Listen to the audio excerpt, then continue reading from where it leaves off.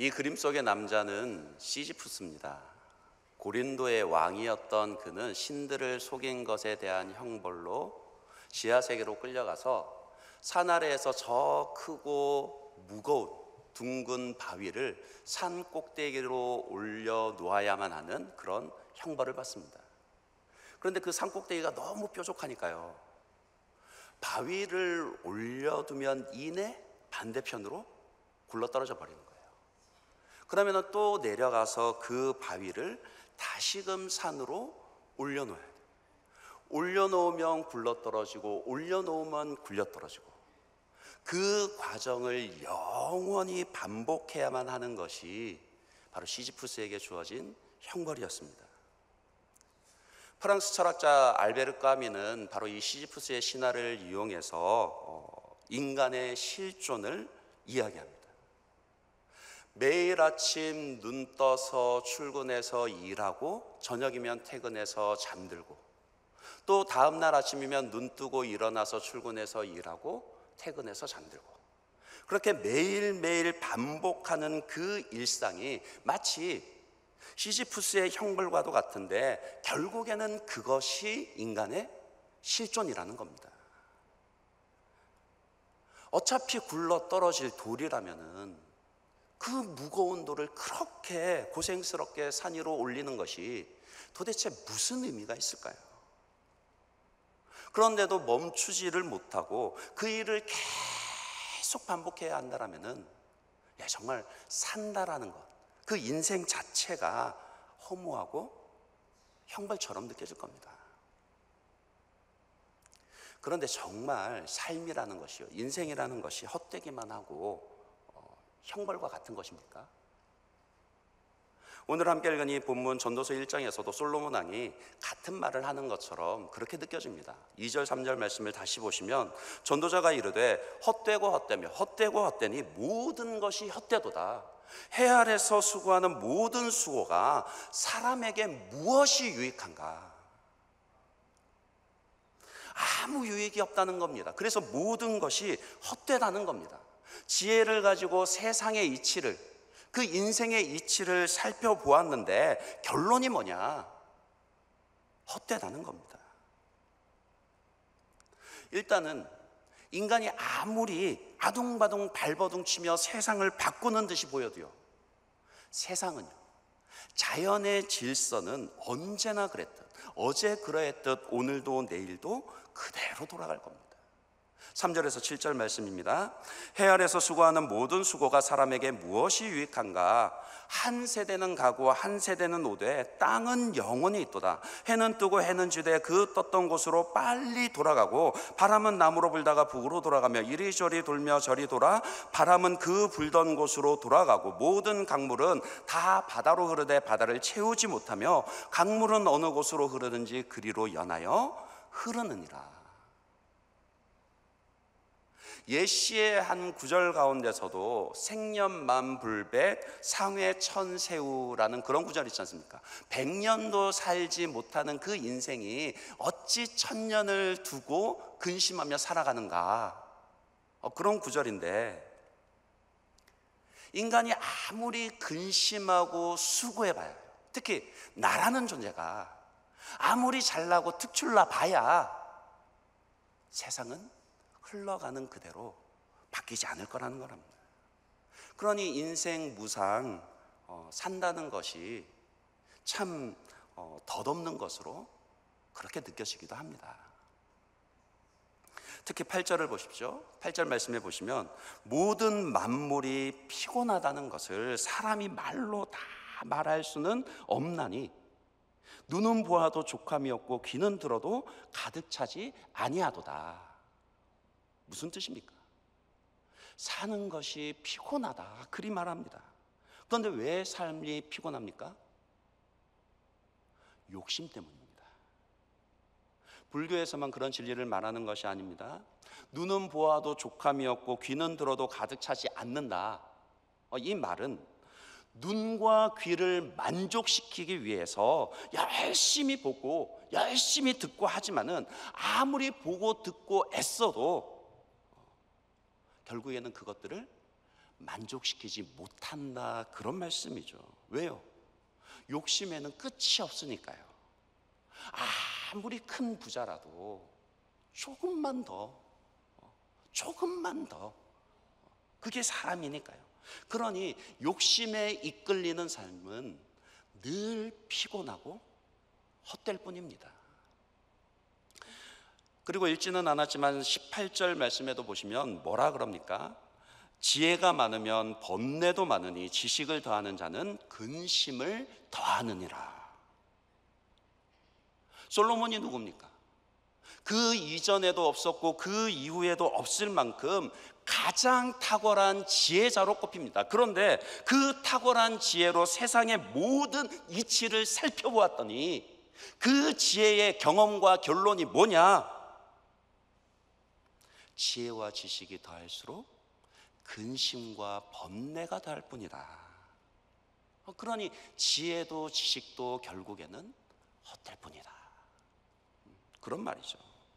그래서 13절에 마음을 다하여 지혜를 써서 하늘 아래에서 행하는 모든 일을 연구하며 살핀즉 이는 괴로운 것이니 하나님이 인생들에게 주사 수고하게 하신 것이라. 솔로몬은 이렇게 고백합니다. 그저 인생이라는 것이 수고로 가득 차 있는데 그 수고는 마치 바람을 잡는 것과도 같고 아무리 애써도 그 굽어 있는 것을 곧게 하지 못한다, 그리 말하죠. 오늘 이 시대를 살아가는 사람들의 모습을 봐도요, 솔로몬의 이 말에는 아무런 반박을 하지 못할 것 같습니다. 오늘 여러분의 수고가 과연 무엇이 유익합니까? 지금 여러분이 애쓰는 그 일이 과연 어떤 의미가 있습니까? 여전히 현대의 사람들은 바쁘게 사는 것을 미덕으로 여깁니다. 일이 많아 분주하면 분주할수록 그 사람이 중요한 것처럼 여겨지고 피곤할 정도로 뭔가를 해야, 그래야 보람된 일을 해낸 것처럼 그렇게 여깁니다. 바쁘고 분주한 그 일들이 과연 어떤 의미가 있는 것인지 그거 생각할 겨를은 없고요. 하여간 뭔가 하고 있어야지, 당장 눈에 보이는 뭔가 그 성취를 남기는 것에만, 그것에만 몰두합니다. 멈추지를 못합니다. 왜요? 멈추면 불안하니까요.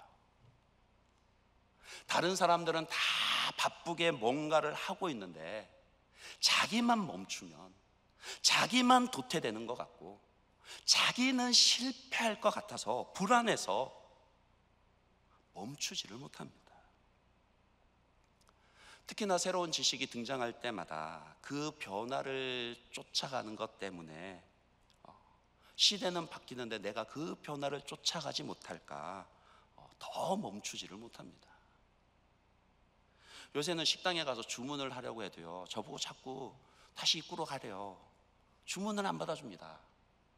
입구에 가서 그 키오스크로 하라 그럽니다. 키오스크 하는 거 못 배우면 밥도 제대로 못 사 먹는 그런 날들이 올 것 같습니다. 아세요? 요즘에는 집에 있는 웬만한 전자제품들은 스마트폰으로 다 컨트롤이 가능합니다.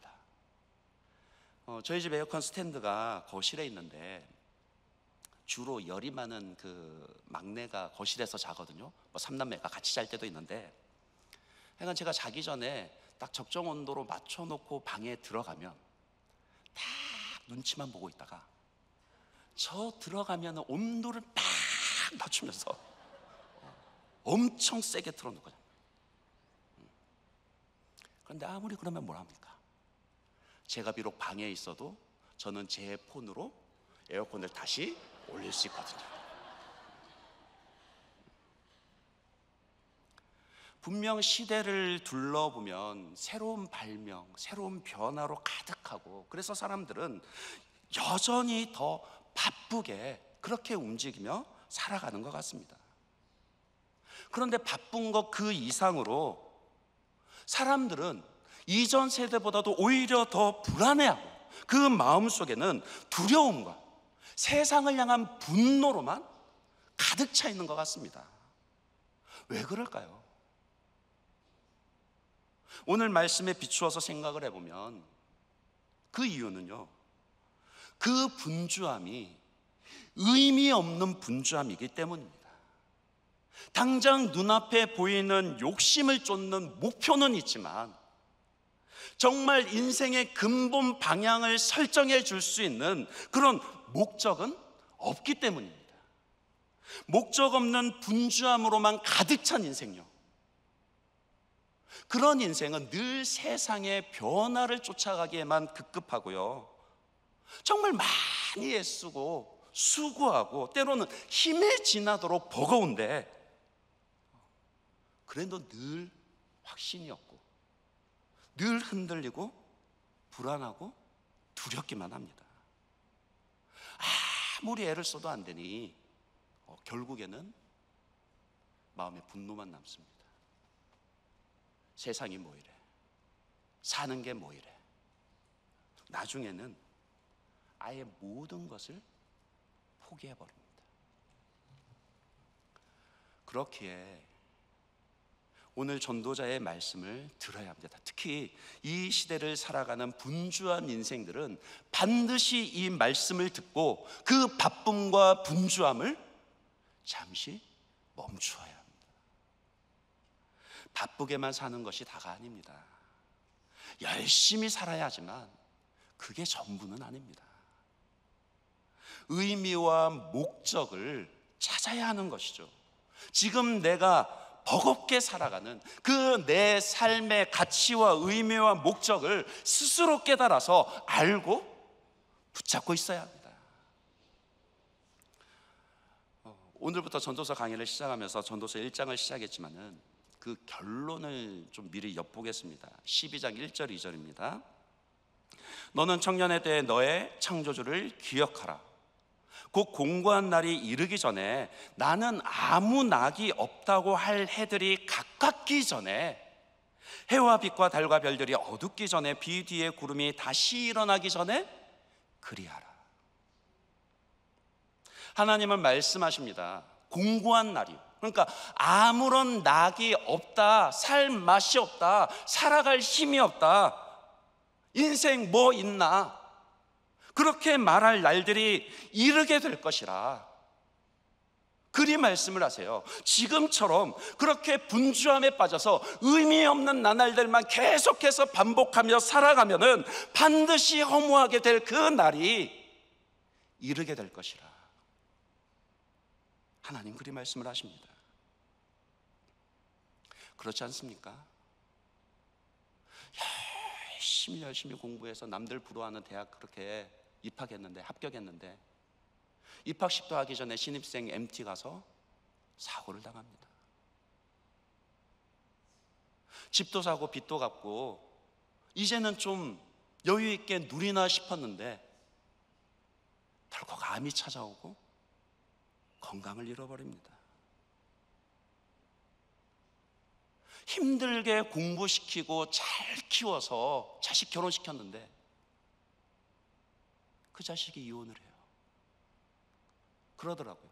자식이 이혼하면 그동안 내가 자식을 위해서 애쓴 그 모든 시간과 노력들마저 다 부정당하는 것 같다고. 그래서 너무 서럽다고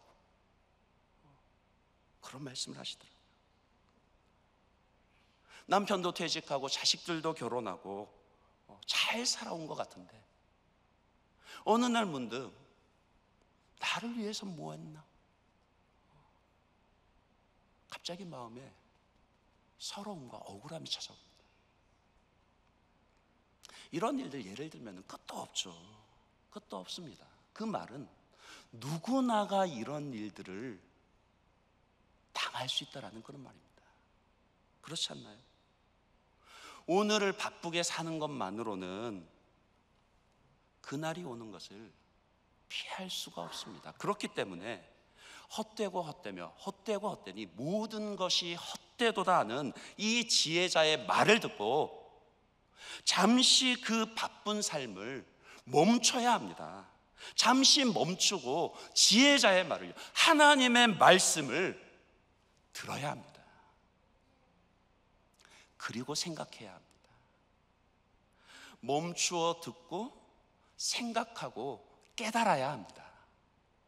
과연 인생이 무엇이며 내 삶의 목적과 의미가 무엇인지, 무엇이 진정 내 삶을 의미 있게 하고 가치 있게 만들어주는 것인지, 어쩌면 지금 당장은 이 고민하지 않아도 사는데 별 차이 없는 것처럼 그렇게 느껴질 수도 있습니다. 예, 맞아요. 형통한 날에는요, 이 질문을 하고 답을 찾는 거 그다지 중요하게 보이지 않습니다. 하지만 공고하고 허무한 날이 이르게 되면은요, 그 답을 가진 자와 가지지 못한 자는 확연하게 달라질 거라는 거예요. 당연히 이때 생각을 잘해야 합니다. 생각을 잘해야 합니다. 왜냐면은요, 모든 지식이 다 유익한 것이 아니거든요. 지식이라는 것이 방향성을 잃으면 오늘 말씀처럼 우리를 자꾸 허무주의로 끌고 갑니다. 분명 맞는 말인데, 맞는 말인데 생명을 주지 못하는 그런 말이 있습니다. 제일 위험한 지식이요, 나도 다 해봤지, 내가 다 알지, 원래 그런 거지, 이런 지식이 제일 위험합니다. 그래서 잠시 인생을 멈추고 삶의 의미를 생각할 때 진정 생명과 의미를 주는 진리의 말씀인지를 잘 분별해야 합니다. 앞서 얘기한 그 까뮈의 결론을 예로 들어볼까요? 결국 시지프스와 같은 그 부조리한 굴레, 즉 인간의 실존에서 벗어나는 길은 둘 중에 하나라 그래요. 아예 그냥 스스로 생명을 포기함으로 그 굴레에서 벗어나든지, 그게 아니라면은 본래 삶이 그런 거라는 것을 인정하고 저항하는 태도로 매일 매 순간을 스스로 의미를 부여하며 살아가는 거래요. 물론 까미는 자살이 아니라 저항적인 삶의 태도를 주장합니다. 그런 삶에 자유가 있다, 그렇게 말하죠. 그러니까 뭐 쉽게 이런 겁니다. 매일 반복되는 일상이지만 아침에 눈을 뜨는 거예요. 오늘 내 앞에 식탁이 차려지기까지의 그 놀라운 은총들요, 숨을 쉬고 걷고 뛰는 거, 새로 만나는 사람들에 대한 설레임, 오래 만난 사람으로 인한 그 친숙함, 그러니까 살아가는 그 작은 모든 순간 하나하나에 다 의미를 부여하고 그것으로 인해서 감사하고 기뻐할 수 있다는 거예요. 노력할 수 있습니다. 비록 그 바위가 다시 굴러 떨어진다 할지라도 다시 그거 밀어 올리는 과정에다가 스스로 의미를 부여하며 그렇게 자유함으로 살아갈 수 있다는 거예요.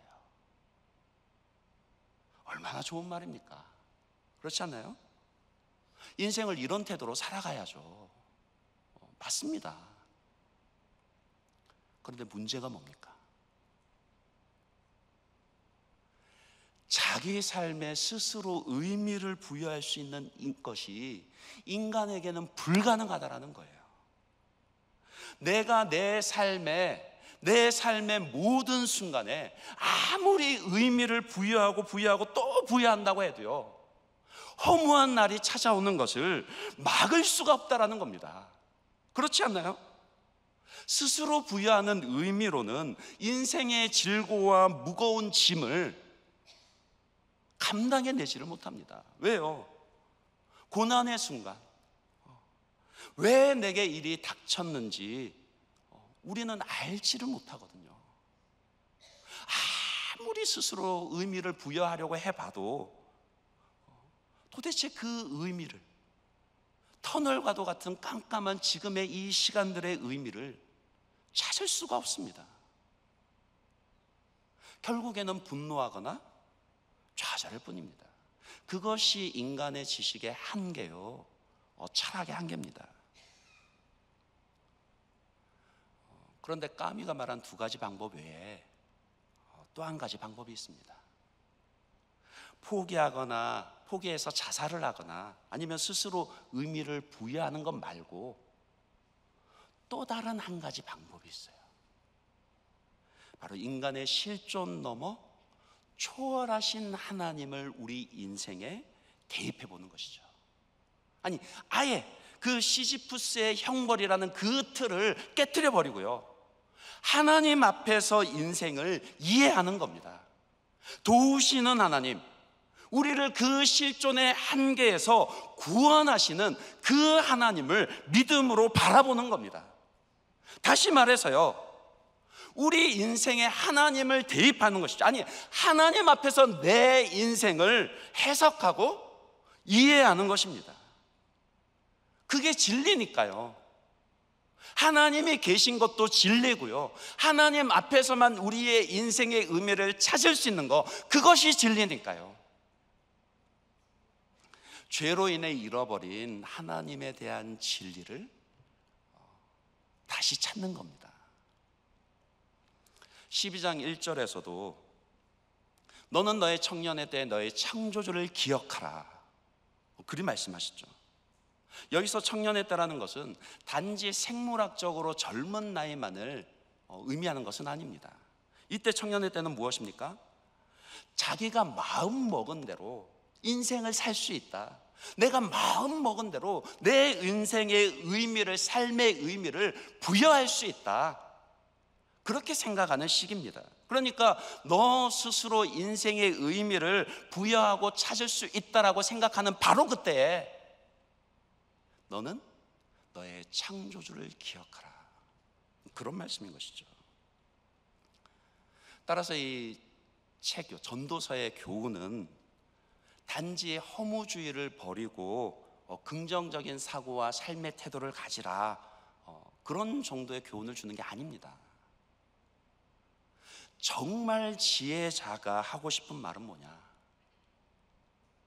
하나님이 없는 삶, 하나님이 없는 지혜, 하나님이 없는 수고, 그 헛됨을 깨닫고 이제 그 삶을 멈추고 하나님을 찾아 그분을 경외하라는 것입니다. 단지 지식의 무용성을 강조하는 것도 아닙니다. 잃어버린 방향성을 찾으라는 겁니다. 지혜는 필요해요. 근데 그 지혜가 하나님을 향해야 하는 겁니다. 다시 말해서 모든 우리의 삶의 중심에는 하나님을 경외함이 있어야 됩니다. 그래서 12장 13절에는 이렇게 말씀합니다. 일의 결국을 다 들었으니 하나님을 경외하고 그의 명령들을 지킬지어다. 이것이 뭐라고요? 모든 사람의 본분이니라. 창조주 하나님에게서 인생의 근원을 찾을 수 있습니다. 영원하신 하나님에게서 인생의 목적과 방향을 찾을 수가 있습니다. 섭리하시는 하나님에게서 오늘 내 삶에 찾아온 기쁨과 고난의 의미를 발견할 수 있습니다. 살아계신 하나님에게서 오늘 나를 도우시는 그 은혜와 능력을 기대할 수 있습니다. 결국에는요, 하나님에게서 우리는 우리 삶의 목적과 의미와 가치를 찾고 오늘을 살아낼 수 있는 그 힘과 도움을 얻을 수가 있는 것이죠. 그래서 그 하나님을 경외하고 그분의 명령들을 지키는 것이야말로 우리의 본분이요, 우리 삶에서 기쁨과 행복과 의미를 발견할 수 있는 유일한 길입니다. 그 길을 아들 예수 그리스도를 통해서 우리에게 열어주셨습니다. 인간은 죄와 함께 하나님을 잃어버리고 그 시지푸스의 형벌에 갇혀버렸지만 초월하신 하나님께서 아들 예수를 우리에게 우리의 삶의 자리에 보내주셔서 우리의 모든 질고와 슬픔을 대신 담당하시며 우리를 구원해 주셨습니다. 성경 한 곳만 찾아볼까요? 이사야 53장 5절 6절 말씀입니다. 이사야 53장 5절 6절 말씀 다 함께 한번 읽어보겠습니다. 그가 찔림은 우리의 허물 때문이요 그가 상함은 우리의 죄악 때문이라. 그가 징계를 받음으로 우리는 평화를 누리고 그가 채찍에 맞음으로 우리는 나음을 받았도다. 우리는 다 양 같아서 그릇 행하여 각기 제 길로 갔거늘 여호와께서는 우리 모두의 죄악을 그에게 담당시키셨도다. 아멘. 초월에 계셨던 그분께서요 우리의 삶의 자리로 친히 찾아오셔서 우리를 대신해서 찔리심으로 상하심으로 징계를 받고 채찍에 맞으심으로 우리가 우리의 그 실존과 한계에서 구원을 받게 되었다는 겁니다. 예수님 때문이에요. 그분 때문에 우리는 그냥 내던져진 존재가 아닙니다. 감당할 수 없는 그 인생의 허무에 굴복해야만 하는 그런 존재가 아닙니다. 아무 도움도 바랄 수 없이 고독하게 반복해서 바위를 굴려야만 하는 그런 형벌받은 존재가 아니라는 겁니다. 예수로 인해 우리에게는 생명이 있고 예수로 인해 우리에게는 자유가 있습니다. 때로 우리가 이해하지 못하는 그런 고난을 당하는 때조차도요 예수로 인해 그것조차도 우리에게 유익이 될 것을 바라볼 수 있습니다. 그래서 허무에서 벗어나세요. 예수로 인해 언제나 내 삶 속에서 하나님이 주시는 그 의미를 찾을 수가 있고 그 가치를 발견할 수 있습니다. 예수로 인해 영원히 빛날 나의 존재를 소망할 수 있는 것이죠. 그래서 예수로 인해 오늘도 하나님을 경외하며 기쁨으로 그분의 말씀에 순종합니다. 말씀을 맺습니다. 하나님이 없는 삶은 헛된 삶일 뿐입니다. 그러나 그것은 진리의 반쪽입니다. 반쪽일 뿐입니다. 정말 하나님께서 우리에게 전하고 싶은 지혜의 말씀은 우리 삶의 의미와 생명과 자유를 주는 것입니다. 그 은혜는 오직 아들 예수를 통해서 우리 인생에 직접 찾아오시고 개입하여 주시는 그 하나님을 경외하고 기쁨으로 순종하는 그 삶에 있습니다. 어느덧 8월도 이제 한 주 정도밖에 남지 않았습니다. 9월이 되면 이제 2학기 사역들을 시작하게 되는데 똑같은 일들의 반복이 아니라요 하나님께서 주시는 새로운 의미, 리스타트, 새로운 시작이 우리 가운데 있기를 축복합니다. 그리고 여러분 개인에게도요 여러분 가정에서도 특히 어려움을 당한 때일수록 주 예수 안에서 하나님을 경외함으로 분노와 좌절이 아니라 그 헛됨에서 벗어나서 진정한 의미와 가치와 생명과 자유를 누리시는 그런 저와 여러분들 되시기를 주님의 이름으로 축복합니다.